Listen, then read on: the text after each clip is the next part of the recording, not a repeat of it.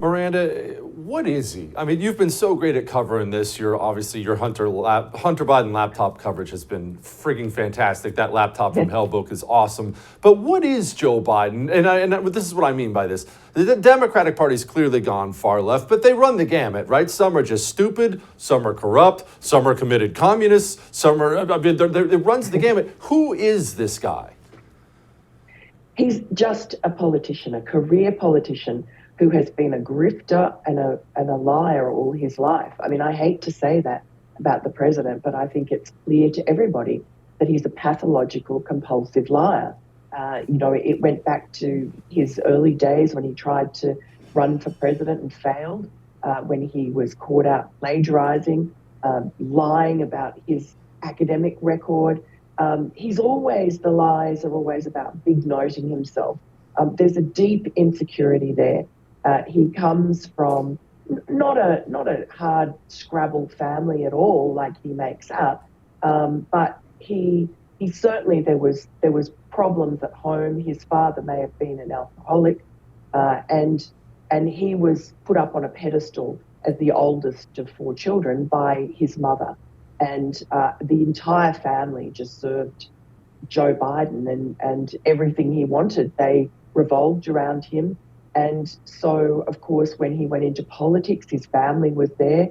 And this was a family that was not just doing noble deeds to help a brother go into public service. This was a family who was in on a multi-million-dollar grift. Joe Biden leveraged his position as the senator from the big corporate state, or the small state, very weird state of Delaware, but it is the home of all these corporates. So there was money sloshing around for a guy with no ethics and no morals to, get into. He was in the Senate. He had some quite powerful roles that were given to him by his friends who were actually segregationists, and I guess older men who felt sorry for him because he'd had a genuine tragedy at the beginning of his career. But he milked that tragedy, his wife and his daughter being killed in a car crash.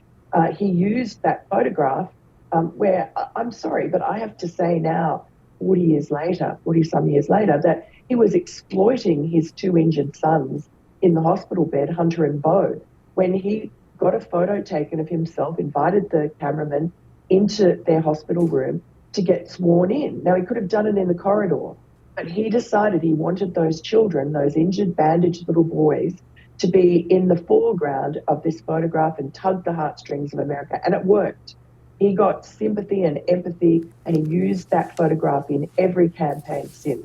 So that's the man he is. He's, corrupt, he's dishonest, and he goes, whatever works for Joe Biden, he will do or be anything. He still does it, Miranda. I know you see this. He still does it with Beau all the time. All the time. I mean, I couldn't imagine losing a child. If I lost one of my sons, I would die. But It is a routine on the campaign trail now. It's just as natural as breathing for him to use Beau Biden to try to get a bump in the polls. It seems so sick.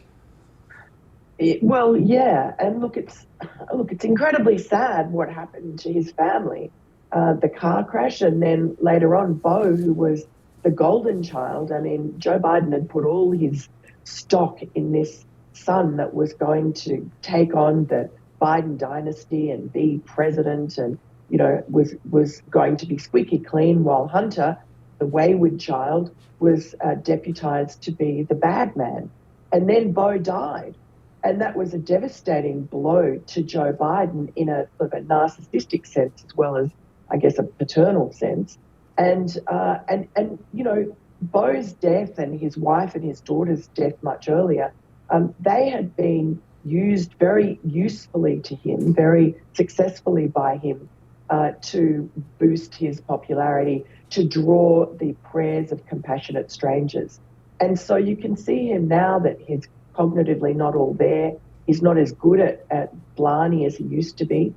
He gets caught up in his lies more than he used to, although he was never very good at it. And now you see him desperately trying for these old tricks, and they just don't work because people have now seen through them. And once you've seen through them, I find it very difficult to feel sorry for him, although I know I should. I mean, the man is almost 80 years old. He shouldn't be in this position. But I feel more sorry for us.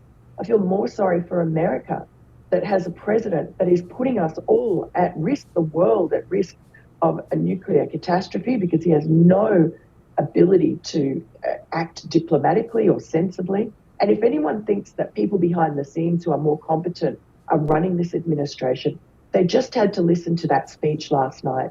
That was vintage Joe Biden. This is not something you would do if you were a savvy political strategist. It was a disaster to be berating the voters the way he was, berating the American people. Such an ugly, angry speech. All it would do is solidify the people who decided to vote against Democrats and vote against Joe Biden. But he's out of control. No one can control him. Don't miss Jesse Kelly Breaks History, Che Guevara, the latest episode of a new series available now exclusively for First TV supporters. Visit the First TV app or thefirsttv.com to subscribe and start watching today.